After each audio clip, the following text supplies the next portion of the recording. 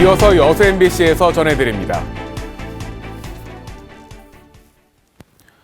여수 경도가 복합리조트 부지로 선정될지 이달 말 최종 결정됩니다.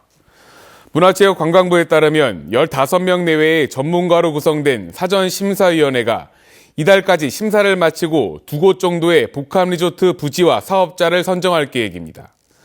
경제자유구역 내 카지노업 허가 사전심사 지침 개정안은 사전심사 결과를 청구인에게 통보하고 이에 대한 이의 신청을 받아 15일 이내에 수용 여부를 결정하도록 돼 있어 발표는 다음 달 중에나 가능할 전망입니다. 여수 경도의 경우 복합리조트 신청 조건을 제대로 충족시키지 못해 선정 여부는 불투명한 상황입니다. 광양시는 지난해 말 치열한 경쟁을 통해 예술고 유치에 성공했습니다. 하지만 자체 시비로 수백억 원을 투입해야 할 수도 있다는 예측이 나오면서 의회를 중심으로 우려가 커지고 있습니다. 광양시는 지난해 예술고 유치를 위해 지하 1층, 지상 9층 규모의 커뮤니티 센터를 무상으로 제공하고 앞으로 10년 동안 운영비 일부를 지원하기로 약속했습니다. 그럼 예술고를 짓는데 돈이 얼마나 들까? 먼저 건물 리모델링과 기숙사 건립 등 예술고 관련 시설을 갖추는 데만 245억 원이 들어갈 예정입니다. 광양시는 이 가운데 70억 원 정도를 지원할 계획으로 시의회와 협의 중입니다. 많은 설계액이 나왔습니다. 리모델링비에 대해서 한 절반 수준으로 저희가 협의를 추진하는 과정에 있고요. 설계비가 끝이 아닙니다. 커뮤니티 센터에 있는 수영장을 다른 곳에 짓는데 95억 원, 센터 입주 기간을 옮기는데 또 10억 원이 들 것으로 추산됩니다. 무상 제공을 약속한 건물과 부지의 경우 아직 감정평가가 이뤄지지 않았지만 최소한의 과세 기준으로 보면 110억 원 정도입니다. 역시 지원을 약속한 운영비 100억 원을 합치면 예술고에 투입되는 시 예산은 400억 원 정도로 올해 광양시 전체 사회복지 예산의 3분의 1 수준입니다. 이 정도의 많은 금액이 발생할 거라고는 생각지 못했습니다. 현재 광양시 재정 압박으로도 올 수 있는 상당한 부담되는 금액이라고 생각을 합니다. 한 해 60명의 졸업생을 배출할 광양예술고. 유치 성공의 기쁨도 잠시, 막대한 예산을 어떻게 감당할지 광양시의 고민이 커지고 있습니다. MBC 뉴스 권남기입니다. 순천시 전역에서 열리는 공연이 오는 4월부터 시작됩니다. 순천시는 제4회 한눈에 즐기는 아고라 순천 문화예술 공연을 오는 4월부터 10월까지 조례 호수공원을 비롯한 순천시 전역에서 다양하게 추진하기로 하고 오는 24일 사업설명회를 시작으로 다음 달 공모 방식으로 아고라 순천 공연팀을 확정할 계획입니다. 순천시는 올해 아고라 순천 공연에 장소와 계절별 특성을 고려해 노래와 춤 외에도 시민들의 다양한 체험 공연 등을 추가해 시민이 함께 만들고 향유하는 문화 공연으로 개최할 방침입니다. 광양시가 고용노동부가 주관하는 2016년 지역산업 맞춤형 일자리 창출 사업 공모에 선정돼 국도비 19억 원을 지원받게 됐습니다.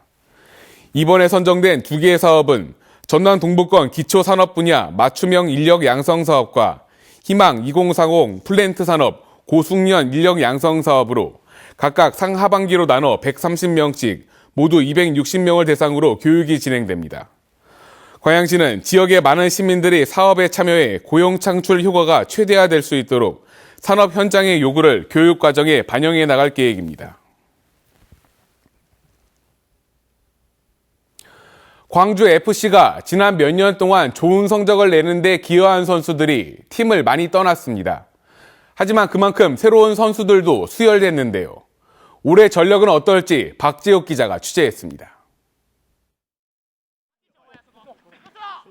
문전을 쉴 새 없이 움직이며 상대방의 수비진을 흔들어 놓더니 순식간에 골을 집어넣습니다.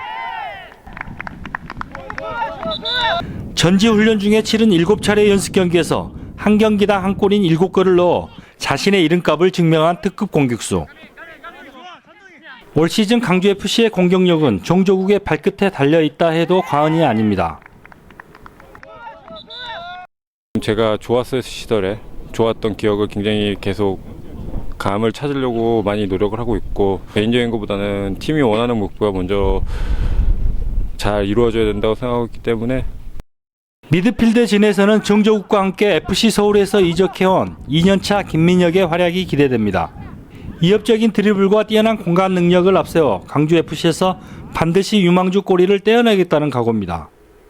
적응하는데 지금 집중하고 있고요.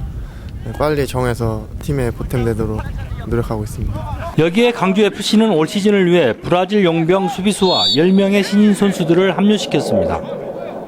공격이나 수비나 많이 조직력을 많이 요구하는 팀인데 정말 그걸 보고 이 팀이다 생각하고 왔습니다. 지금. 정조국을 비롯한 새 얼굴들이 얼마나 잘 적응하느냐가 올 시즌 강주FC의 성적과 직결될 전망입니다. 젊은 피가 가세하면서 6강을 향한 강주FC의 꿈은 더욱 탄력을 받아가고 있습니다. 일본 미야자키현에서 MBC 뉴스 박재욱입니다. 졸업식이 이어지는 요즘 꽃값이 등락을 거듭하고 있습니다. 상인들은 비싼 꽃이 팔리지 않을까 걱정돼 사들여 놓기를 꺼릴 만큼 수급이 불안정한 실정입니다. 최진수 기자가 보도합니다. 꽃 도매 상점에 손님들의 발길이 이어지지만 선뜻 거래는 이루어지지 않습니다. 꽃값이 껑충 뛰었기 때문입니다. 학교 주변에서는 한 다발에 2, 3만 원짜리 꽃이 많이 팔리고 생화보다 싼 조화를 찾는 손님들이 늘었습니다. 조화가 오래 보관할 수 있다는 그 장점이 있거든요. 그래서 엄마들이 조화도 많이 선호하셔요. 올해 졸업식 꽃시장은 꽃값이 너무 비싸서 사는 사람도 파는 사람도 부담입니다. 꽃값은 졸업식을 앞두고 크게 올랐다 이후에 떨어지는 널뛰기 장세를 보이고 있습니다. 설 명절 전에 한 단에 최고 8만 원까지 팔리던 안개꽃은 3만 원까지 떨어졌다 다시 막바지 졸업철에 5만 원 선으로 올랐습니다. 장미 가격도 한 송이에 1,500원에서 2,000원까지 떨어졌다 다시 3,000원 이상으로 뛰었습니다. 꽃값이 너무 오르자 소매상인들은 비싸게 산 만큼 소비자들에게 올려받지 못하고 있습니다. 일단 너무 비싸게 팔기가 미안하니까 단도 줄이고 이제 저희 마진도 조금 줄이고 해서 팔고 있습니다. 꽃 가격은 다음 주에 주춤하다 입학식 대목을 앞두고 다시 오름세를 탈 것으로 예상됩니다. MBC 뉴스 최진수입니다. 다음 달 6일 개최되는 섬진강 꽃길 마라톤 대회의 참가자 수가 3,000명을 넘어서며 성황을 이루고 있습니다.